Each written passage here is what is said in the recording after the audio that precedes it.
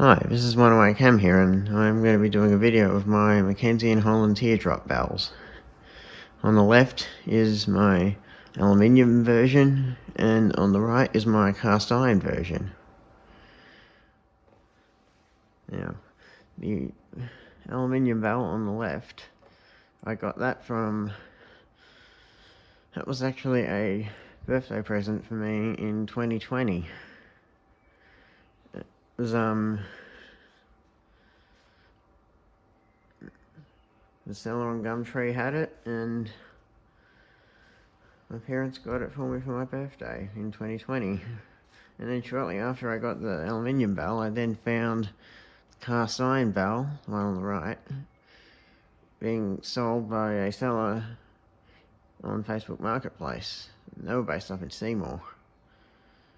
The cast iron bell was actually sold to me as part of a complete crossing signal, which was really, really cool.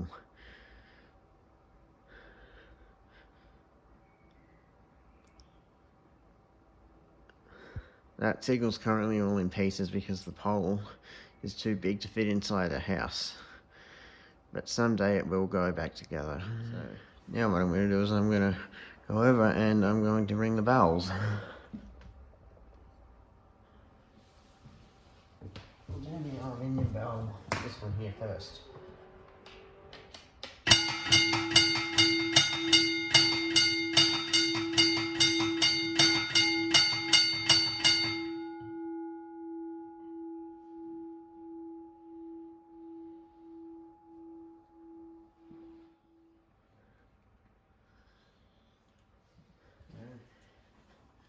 Now I'm going to be ringing the cast iron bell.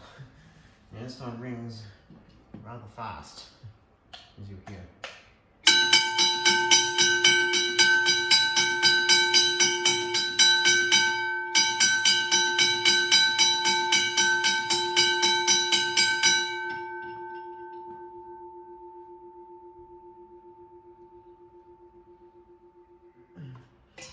What we're going to do now is both bells at the same time.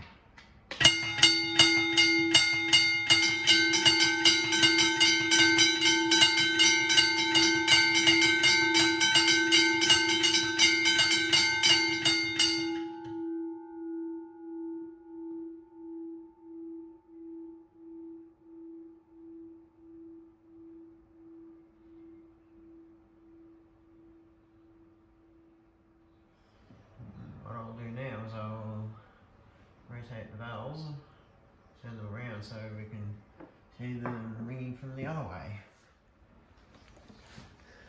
Now, since I showed the aluminium bell first, when I was ringing them with them facing the front, well, it was the same with them facing the back.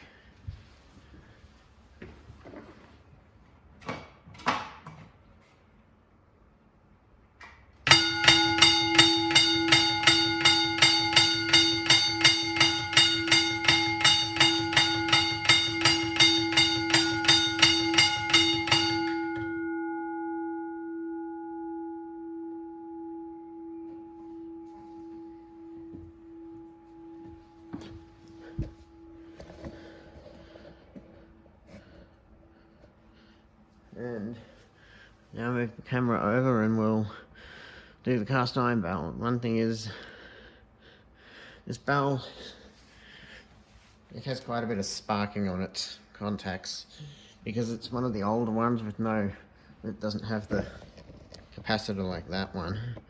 That capacitor, part of the reason why those were added to the bells was to actually help reduce the amount of sparking on the contacts. So we'll do this one now.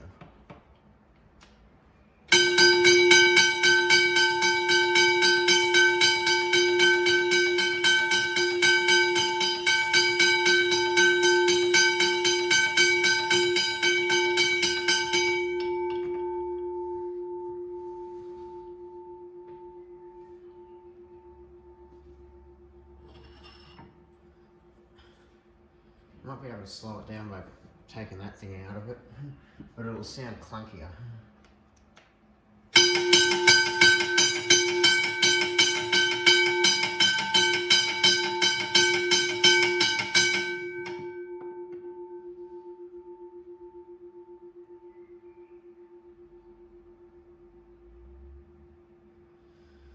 Okay, so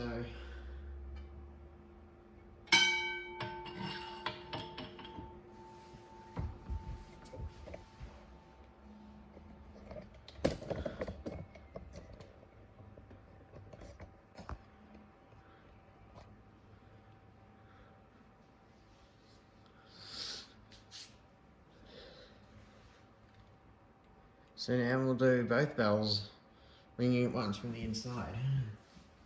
Or from this view, I should say.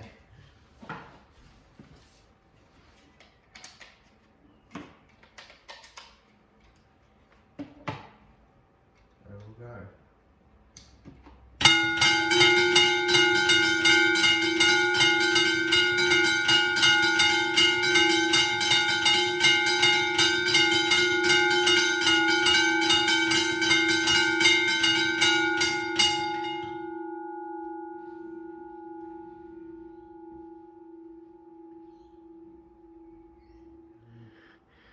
So now, let's have a closer up look at the bells.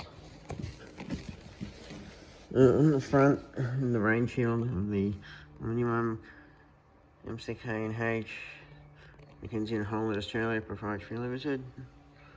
And this one's got the same, although the letters are a bit bigger. And we've got brackets, you can see here's a bracket, around the AUSC, which is the abbreviation for Australia. And there's supposed to be one on each side, but for some reason this one's, as you can see there, the casting is a bit wonky.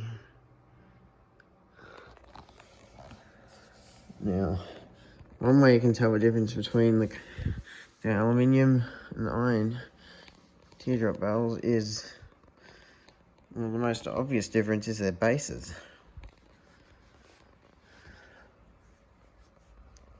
The aluminium teardrop bells have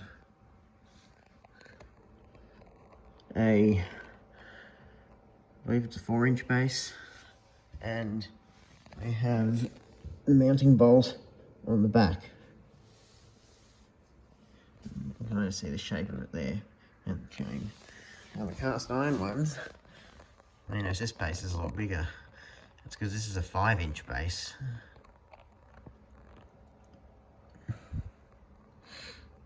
And normally the bolt here is actually supposed to be facing the front, but at some point either the base or the bell itself was rotated and now it's sideways and it's stuck like that because it's rusted in there pretty good. Another way you can tell the cast irons and the aluminiums apart is the aluminium ones, their texture is a lot smoother.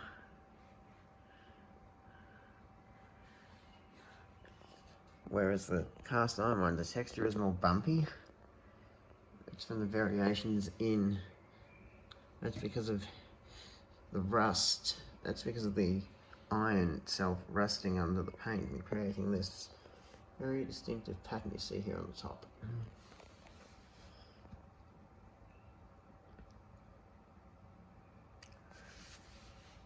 Now let's go around the back.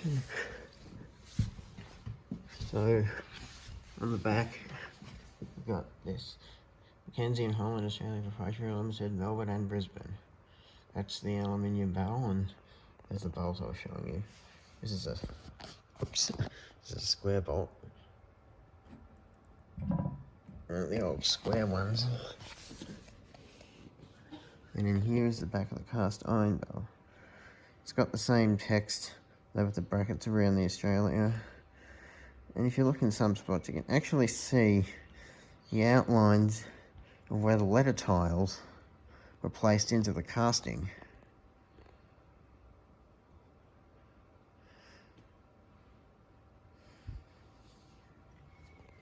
And my cast iron bell is actually missing the chain that holds the door on. It's still a really cool bell. And these cast iron ones Unless you're wondering how heavy they are heavy. This one weighs, I don't know, I think about maybe, I weigh something about probably close to 50 kilos. I'll open the back. Just got the wing nut.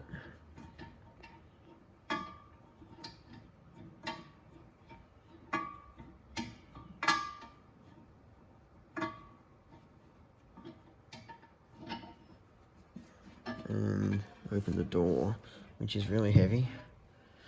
Now, it is missing the Mckenzie Holland serial number plate and the little thing that goes up here. However, I do actually have those parts sitting in storage, so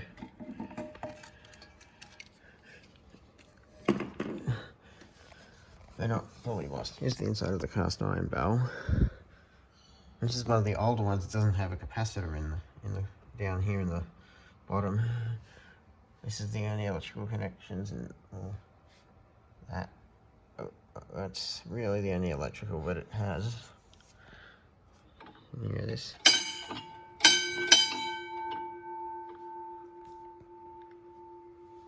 Yeah. The gong on this cast iron bell is unusually high pitched. Most of the cast iron teardrop bells are known for their low pitched gongs, but mine's got a high pitched gong. And this one also rings really, really fast. Almost, it reminds me of that one that used to be on Puffing Billy. And I'll open up the other one.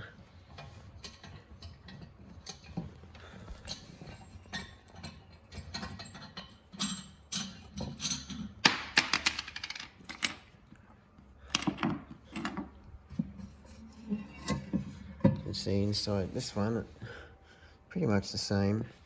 There's the capacitor of it. See, that one does not have. There's the Mckenzie Holland plate. I'll actually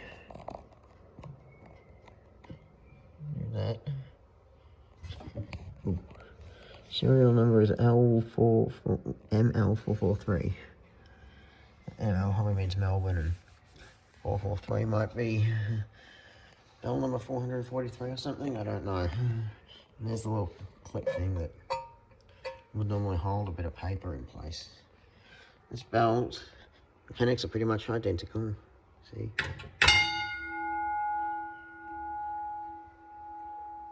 This one's got a really easy reverb. Both of them also have these things, which are designed to help reduce the clunkiness of the mechanism as it moves. So, what I'm going to do now is I'm going to take the gongs off, so we can see what it looks like behind the gongs.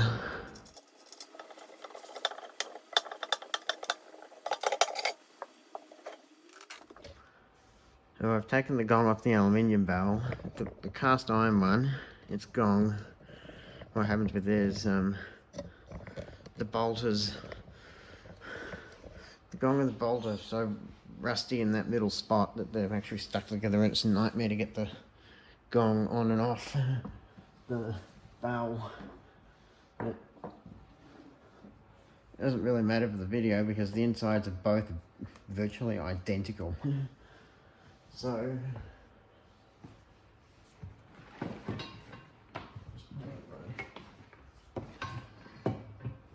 cable's over.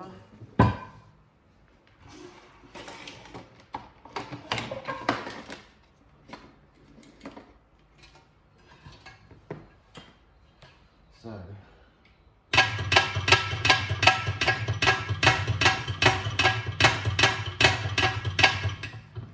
that was the bell ringing with no gong. Very clunky, clattery. Now this is the hammer. As you can see, the sort of cone shape it's supposed to have is worn off. Worn down over time from all the time hitting this. So actually put a little hole in the gong. But the thing is, you can't rotate teardrop bell gongs because they've got these two little holes in the just next to the bolt hole, and they line up with these two pins on the shaft, which means that the gong can't be rotated unless you were to do something like shave off those two pins or something. Yeah, but you can see. So the reason why that bell rings really fast is because like up in there, we can't see it, but up in there, it's the spot where this arm attaches to the mechanism here. And on this bell, from all the years of use, it's actually like bent itself a bit out of alignment, and it's a bit rusty, so I haven't fixed it yet, but I'm not sure if I will. Anyway, that's pretty much what the inside of this looks like. See if I just move that. Normally it would hit the gong. Here's a gong. Just a big steel dome with a hole in the middle.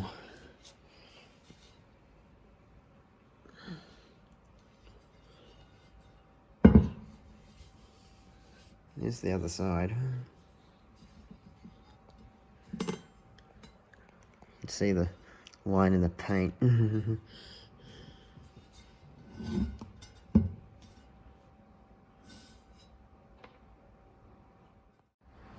That's all I have to show you for my Mckenzie Holland Teardrop Bells. Thanks for watching, and see you in the next video.